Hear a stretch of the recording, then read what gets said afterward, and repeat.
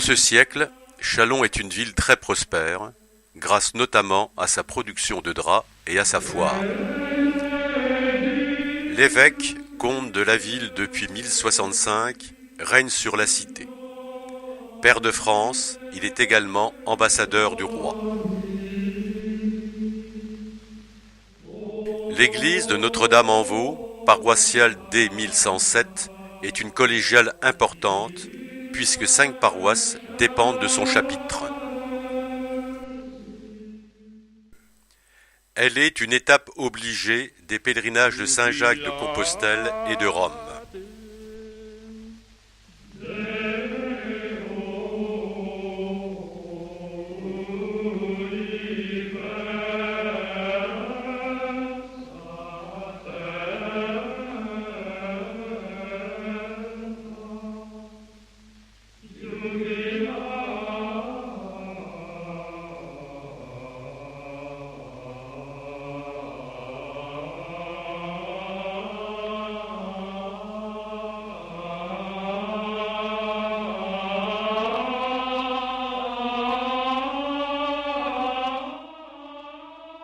Son cloître, sculpté entre les années 1160 et 1180, occupe tout le flanc nord de l'église.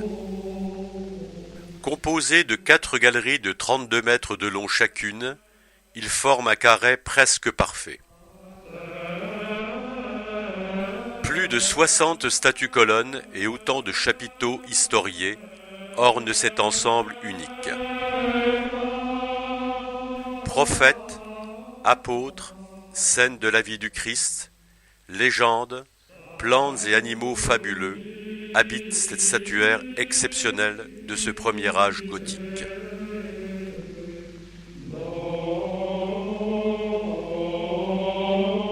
Bienheureux chanoines, fidèles, pèlerins qui déambulent dans ce lieu de prière et de procession.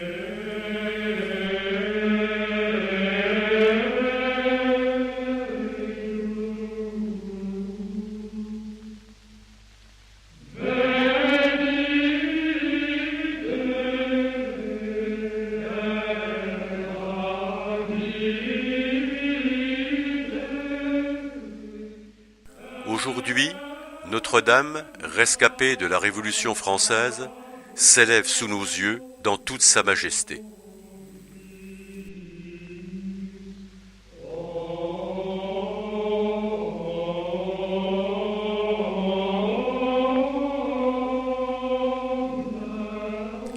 À ses pieds, côté nord, ne demeurent que quelques vestiges de son cloître disparu.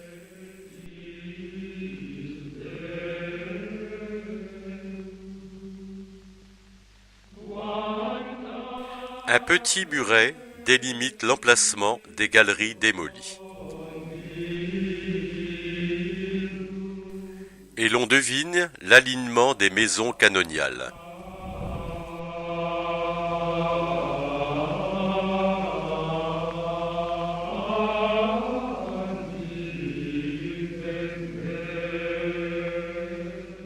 Dans l'ancien mur du cloître s'ouvre le musée actuel, créé en 1978. En le parcourant, nous sommes éblouis par la magnificence des lieux.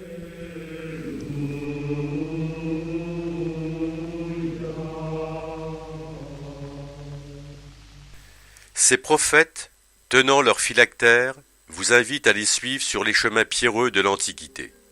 Ces apôtres, aux pieds nus, vous prient de les écouter. Ces évangélistes vous content les textes du Nouveau Testament.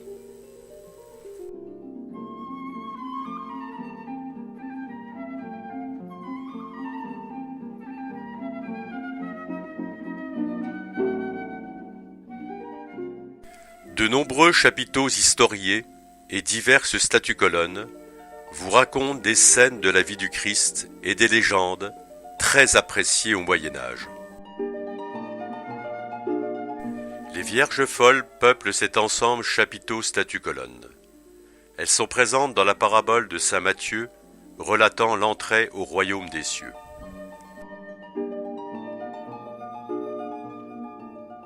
Un bourreau apparaît, exhibant fièrement sa grande épée. Ici des chevaliers vêtus de leurs costumes de guerre du XIIe siècle.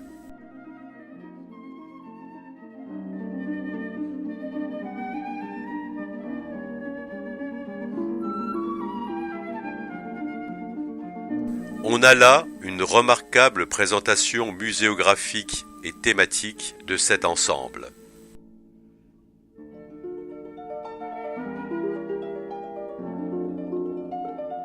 Une dame en marche semble quitter la colonne en soulevant délicatement la traîne de son vêtement. Dans l'alignement, un très beau roi, peut-être un roi de Juda. Et là, 3 scènes de la vie du Christ. Le lavement des pieds, peut-être le plus beau chapiteau du cloître, son baptême et la fuite en Égypte.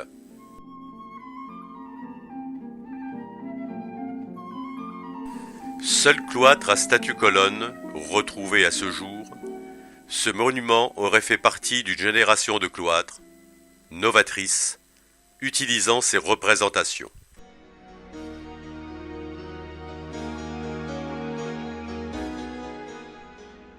Entre-temps, en 1759, le cloître disparaît.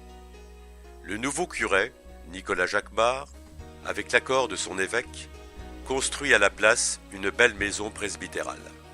En 1961, un jeune appelé du contingent, Léon Pressuire, passionné d'archéologie, découvre quelques vestiges rassemblés par le chanoine Hubert, curé de l'époque, dans une salle de catéchisme.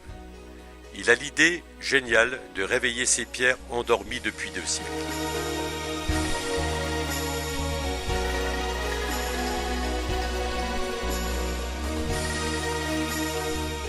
Grâce à lui et à son épouse Sylvia, après 14 ans d'un travail acharné, de fouilles et de recherches, il reconstitue à partir de 5000 morceaux ce bel ensemble que nous avons la chance d'admirer aujourd'hui.